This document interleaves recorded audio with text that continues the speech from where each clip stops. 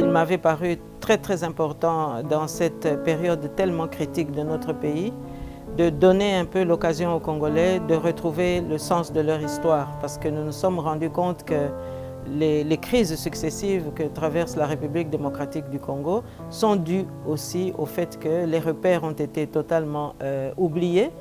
Et puis le sens même de la conquête de notre souveraineté est totalement occulté par les classes politiques d'aujourd'hui.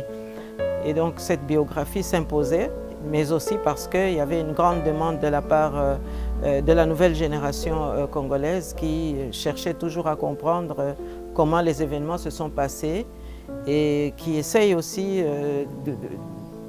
d'assimiler un tout petit peu qu'est-ce que nous voulons lorsque nous continuons toujours à protester sur des élections frauduleuses et sur des autorités qui sont illégitimes. Et donc la figure de Joseph Kasavubu me semble vraiment incarner toute la quintessence de cette lutte, d'autant plus qu'il est reconnu comme le père de la nation congolaise. Et c'est donc en même temps un hommage à un président. Le débat qui s'impose à nous aujourd'hui par rapport à la décolonisation démontre tout simplement qu'il y a eu beaucoup d'occasions ratées. Parce qu'on n'aurait pas dû aujourd'hui poser la question, oui, la Belgique, la décolonisation, mais c'est tout simplement parce que l'ancien colonisateur ne s'est jamais départi de son rôle et qu'après le 30 juin, il nous semble qu'une certaine Belgique, en tous les cas, a toujours cherché à garder un contrôle sur la République démocratique du Congo. Et donc je crois que si aujourd'hui il y a une crise, d'abord une crise contre le racisme qui explose pratiquement à travers le monde et qui se traduit aujourd'hui par vouloir rétablir un petit peu les choses par rapport à ce qui s'est passé sous le règne de Léopold II. Puissent se coucher par terre. Je répète ceux qui le peuvent. Réparation, réparation, réparation. On n'a jamais tiré les leçons du passé et que beaucoup trop d'erreurs ont été répétées au fil des décennies. Et aujourd'hui, ça nous amène justement à l'impasse qu'on peut constater.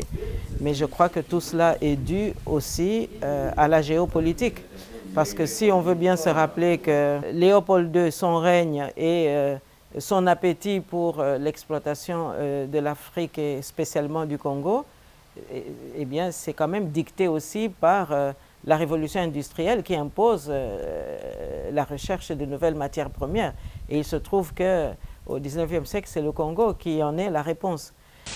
Les industriels et les administratifs seront obligés de se conformer à ce que je vous recommanderai, à vous, prêtres et pasteurs blancs, de temps en temps, pour vous faire craindre, de peur de courir à la violence, injurier, battre. Il ne faudra pas que les nègres ripostent ou se nourrissent de vengeance.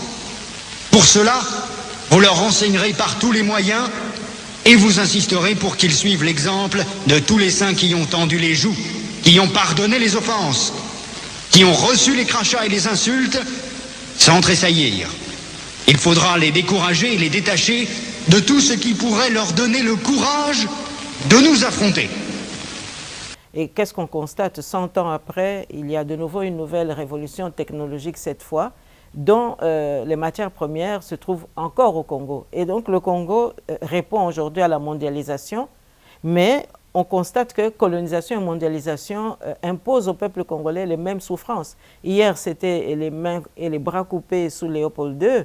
Eh bien, aujourd'hui, c'est le massacre des populations, les mutilations des femmes, parce qu'il y a une occupation militaire, mais en réalité qui traduit toujours une certaine velléité des colonisateurs d'hier de vouloir encore imposer leurs lois, parce que, encore une fois, il faut aller chercher la réponse de ces matières premières au Congo.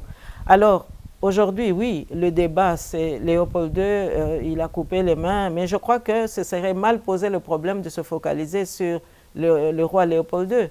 Parce qu'en réalité, finalement, il a été canonisé par la succession, je dirais, des dirigeants belges jusqu'à ce jour.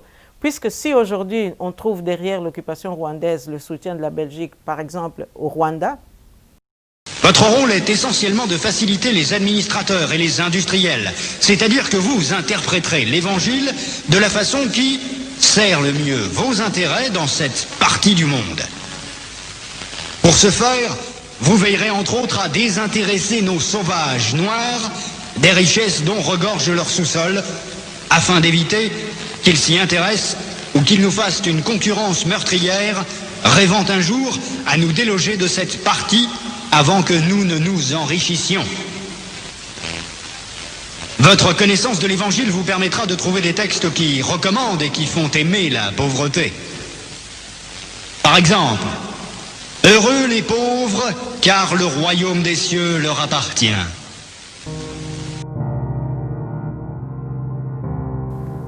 Mais je pense que la responsabilité des Africains, selon leurs capacités et selon les moyens de bord, ne s'est jamais démentie.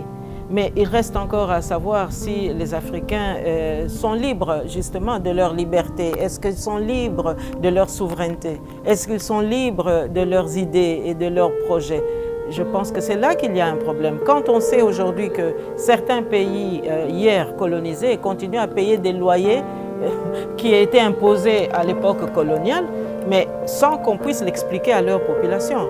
Vous voyez que là, il y a quand même une inégalité qu'il faut absolument rétablir. Mais je dirais que les peuples africains, évidemment, il y a des matières premières un petit peu partout.